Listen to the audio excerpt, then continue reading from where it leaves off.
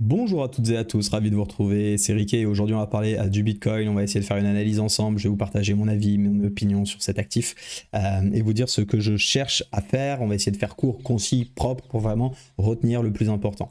On est toujours en weekly, vous le voyez, dans une ultra tendance haussière, il n'y a rien à redire, certes on a une phase de consolidation actuellement, mais quand on regarde notre weekly, la tendance de fond majeure est haussière.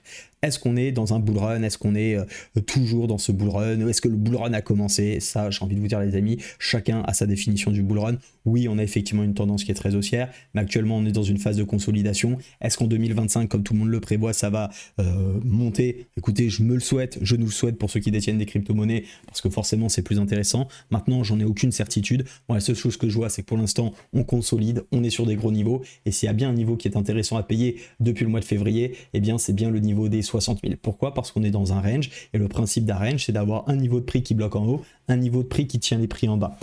Bien évidemment, ces niveaux peuvent céder, hein. Attention, ne vais pas me faire dire ce que je n'ai pas dit, mais ce qui est important, c'est que les supports ont quand même pour rôle premier de tenir les prix. Et c'est exactement ce qui se passe depuis la février, quand on avait déjà retesté ici en mars une première fois, quand on était revenu tester en avril, quand on était revenu tester également au mois de mai, et quand on est encore revenu tester ici. Et puis pour ceux qui me suivent régulièrement dans mes autres émissions, parce que je parle très peu de crypto sur la chaîne, parce que tout simplement, je parle des actifs qui sont en tendance, hein, et je mets de côté ceux qui ne le sont pas. C'est comme ça qu'on arrive à faire, en tout cas, à optimiser nos chances de faire de l'argent, c'est vraiment de surfer les marchés sur lesquels on est en tendance. Et pour moi, le Bitcoin n'est plus en tendance depuis bien longtemps, et donc en tout cas court terme, j'entends bien, et donc pas d'opportunité pour moi de day ou de swing trading là-dessus. Ça serait vraiment se prendre les pieds dans le tapis.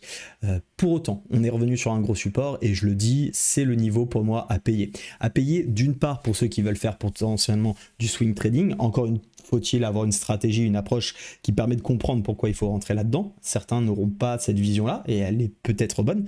Maintenant, ici, pour moi, on est sur un gros niveau. On a une belle bougie ici, 4 heures de réaction.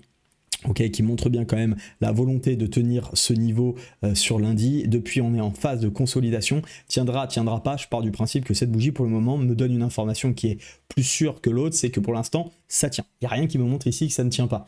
Ça ne veut pas dire que ça tiendra forcément, mais en tout cas, ce niveau est intéressant.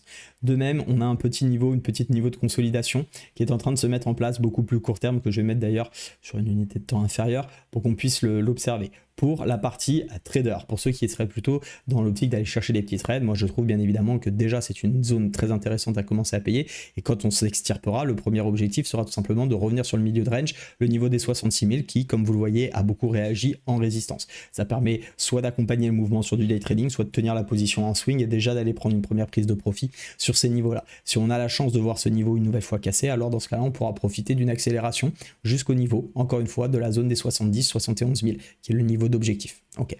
Maintenant, pour ceux qui sont un petit peu plus moyen terme, long terme, qu'est-ce qui vous empêche aujourd'hui d'acheter? Posez-vous la question. Qu'est-ce qui fait qu'aujourd'hui, je considère que 61 000 n'est pas un bon prix pour de l'investissement long terme? Quel est votre objectif? Quel est votre plan? Et souvent, vous allez trouver la réponse lorsque vous allez vraiment poser et accepter que c'est votre stratégie. Pourquoi je dis ça? Parce que j'ai beaucoup de personnes qui voilà, me disent bah moi je vais investir dans les crypto-monnaies, c'est des choses que je vois souvent, hein, et puis au bout de 2 mois, finalement la personne a déjà tout revendu. Je lui dis mais pourquoi?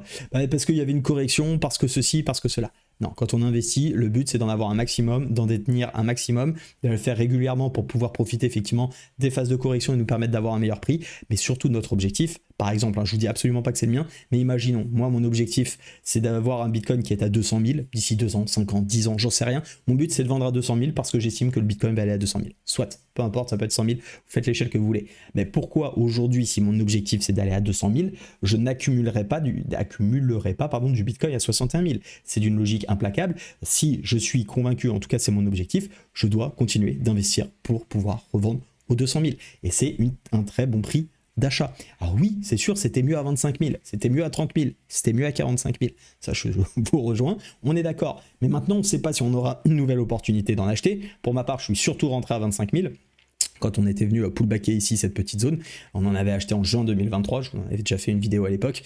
Maintenant, j'ai jamais renforcé dans cette hausse, j'ai jamais renforcé ma position parce que j'avais quand même mis un petit billet déjà à ce moment-là. Pour l'instant, ça tient, pour l'instant, je suis dedans. Est-ce que mon but, c'est d'aller chercher beaucoup plus haut et d'en accumuler plus? Pas forcément, parce que j'ai une vision un petit peu différente sur cet aspect-là. Mais si j'étais investisseur, moi, sur les ETF actuellement, je vais vous montrer, hein. Je vais vous montrer tout simplement un ETF, c'est le Vanguard. attendez, bougez pas, ETF, le Vanguard ici, il n'y a pas un moment où je me pose la question de ah bah je vais attendre que ça replie, que ceci, que cela.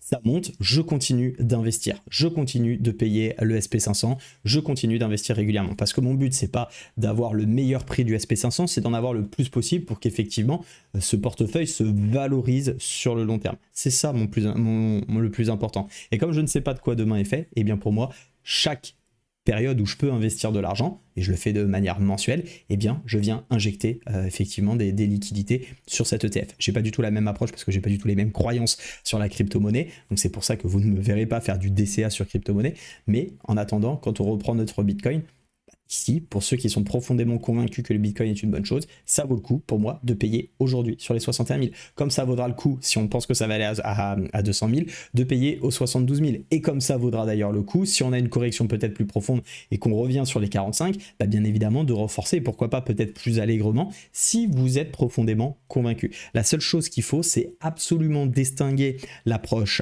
trading dans lequel on va essayer de grignoter dans des tendances des morceaux. Je rappelle que le trading, le but c'est pas d'acheter ici pour vendre là. Non, le but c'est d'avoir un plan qui va permettre de surfer une tendance et de pouvoir potentiellement acheter ici pour revendre là, acheter ici pour revendre là, peut-être en phase de correction, acheter ici pour revendre là. Bref, on joue des configurations dynamiques, on accompagne le prix, on prend des profits, on essaye de se repositionner.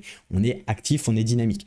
L'avantage et l'inconvénient aussi de l'investissement, mais moi je vois ça plutôt comme un avantage, c'est qu'on achète ici et le but c'est de revendre là. Qu'on fasse ce trajet là, qu'on fasse celui-ci, qu'on fasse ça, je vais me permettre de me décaler un peu, hop, qu'on fasse ça ici, je reprends mon truc, et que ça y aille, peu importe que là ça soit 2 ans, 5 ans, la seule chose que je sais, c'est si ça va directement à mon objectif en 2 ans, bah, j'en aurai moins, mais au moins j'aurai validé mon objectif. Si ça arrive en 5 ans, bah, j'aurai eu l'occasion d'en accumuler beaucoup plus. Et donc quand j'arrive à 5 ans, finalement, d'avoir un portefeuille qui est aussi plus important.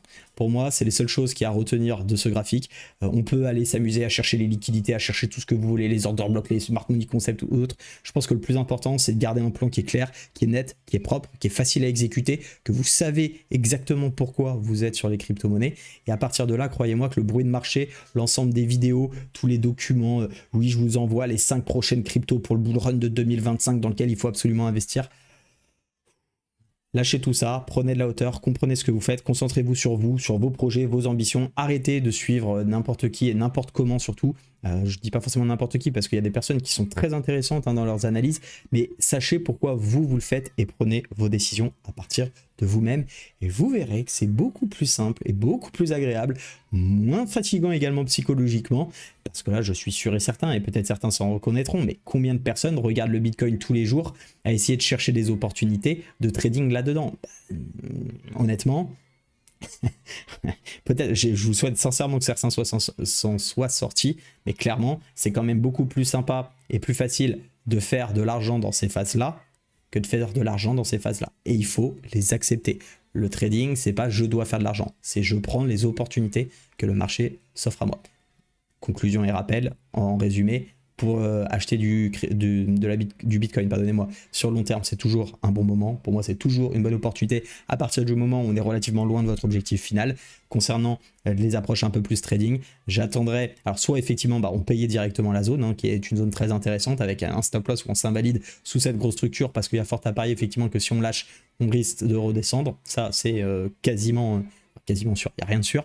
En tout cas, il y a des probabilités. À l'inverse, si on veut plutôt réaccompagner et qu'on attend une validation de confirmation comme quoi le niveau a tenu, je trouve que cette petite zone de consolidation actuelle est intéressante. Et dans ce cas-là, on attend la cassure des 62 500 pour pouvoir se positionner et accompagner donc sur les différents niveaux que je vous ai cités précédemment. Si vous voulez également, je termine là-dessus, mais vous pouvez vous inscrire sur Binance, vous avez moins 20% sur les frais, ce qui est très important, que ce soit dans le trading ou dans l'investissement, 20% sur les frais de trading avec le lien en description, ainsi que 100 $ de cashback, ce qui est quand même pas déconnant, avec des petits bonus également à débloquer lors de votre inscription, tout simplement en remplissant votre KYC, etc. Voilà, vous savez tout sur mon avis sur le Bitcoin. Je vous souhaite d'être extrêmement prudent et n'hésitez pas à me dire ce que vous en avez pensé de ce contenu et s'il y en a d'autres crypto-monnaies potentiellement qui peuvent vous intéresser. Je vous dis à très vite, belle journée, ciao.